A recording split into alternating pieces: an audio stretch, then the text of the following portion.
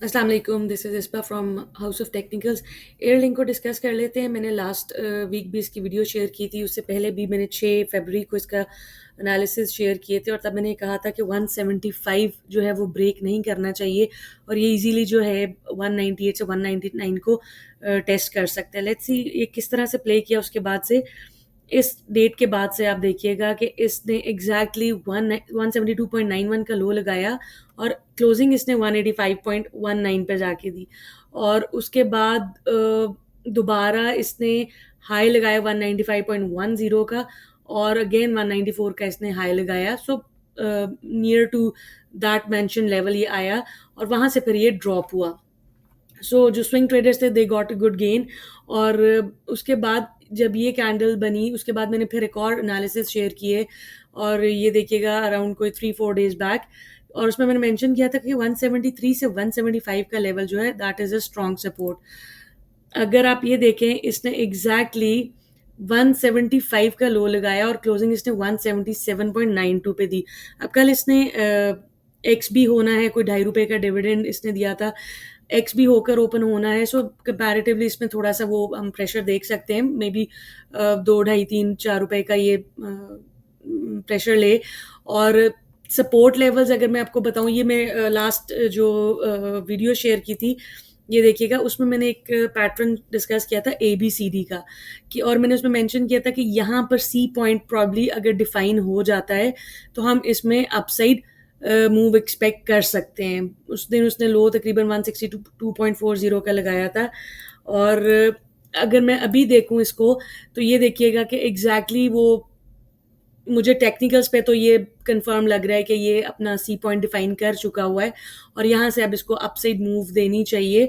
जो ये एक लंबी विक वाली कैंडल बनी थी, इस पे एक ह्यूज वॉल्यूम्स जो थे उसके ऊपर ट्रेड हुए थे, 3 पॉइंट समथिंग मिलियन। और अभी अगर हम लेट्स सपोज हम कहते हैं कि इसने कल एक्स होकर ओपन होना है जो कि अभी 177 178 पे है, तो शायद ये 174 175 का एरिया टेस्ट करे। अगर कोई इसमें एंट्री लेना चाहता है तो मेरा ख्याल है कि 161 162 का इसको लो ब्रेक नहीं करना चाहिए, इसका स्टॉप लॉस रखें और अपसाइड टारगेट्स ये हमें आराम से वन अगेन 190s दिखा सकता है। रिजल्ट जो है इसका आया वो भी थोड़ा सा हम डिस्कस कर लेते हैं। स्लाइट डिक्रीज है इसके सेल्स के अंदर, ठीक है, लेकिन इट्स नॉट लाइक वो इट्स नॉट मेन कंसर्न क्योंकि इसकी प्रॉफिटेबिलिटी बहुत बेहतर हुई है। ईयर ओवर ईयर जो है इसके इनकम इंक्रीज हो रही है, ठीक है, इवन चाहे सेल्स डिक्रीज भी हुई है बट इनकम इनकी इंक्रीज हो रही है, so that is a positive sign. EPS जो है year on year getting better, current ratio is extremely good, ठीक है। ओवरऑल परफॉर्मेंस जो है सिवाय इसके कि इसकी सेल्स थोड़ी सी डिक्रीज हुई है, इसकी प्रॉफिटेबिलिटी जैसे कि मैं पहले जिक्र कर चुकी हूँ कि इंक्रीज है। प्रॉफिट मार्जिन जो है वो all showing positive growth, financial health is significantly increasing और इनके जो इन्वेंट्री और रिसीवेबल्स है वो ऑलमोस्ट डबल हो चुके हुए हैं।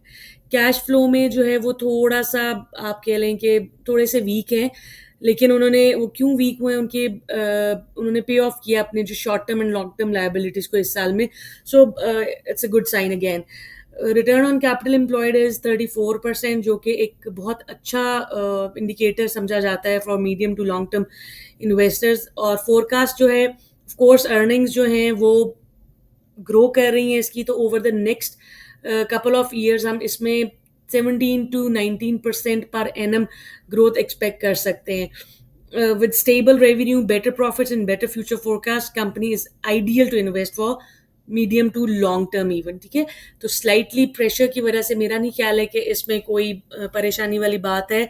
और एक चीज़ और मैं आपको बता दूं, अगर ये वाला इसका पॉइंट जो तकरीबन बनता है 230 के पास पास ये ब्रेक होता है तो हम हमारे ये वाले टारगेट्स अराउंड 269 जो है वो एक्सपोज हो जाते हैं इंशाल्लाह ताला।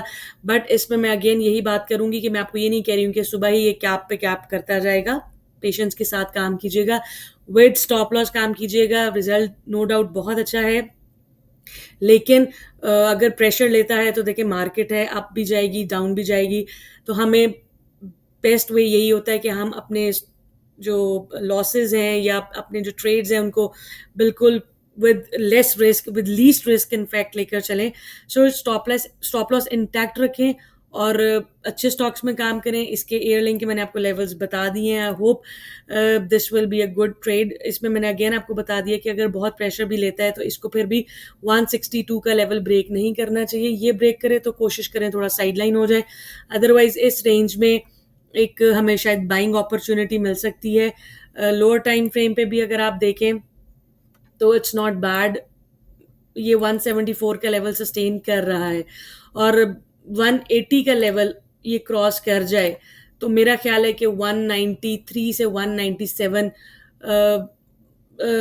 सॉरी 187 से 193 का लेवल हम इजीली टेस्ट होता देख सकते हैं. So thank you for watching this video. I hope this trade will be helpful for you. Take care. अल्लाह हाफिज.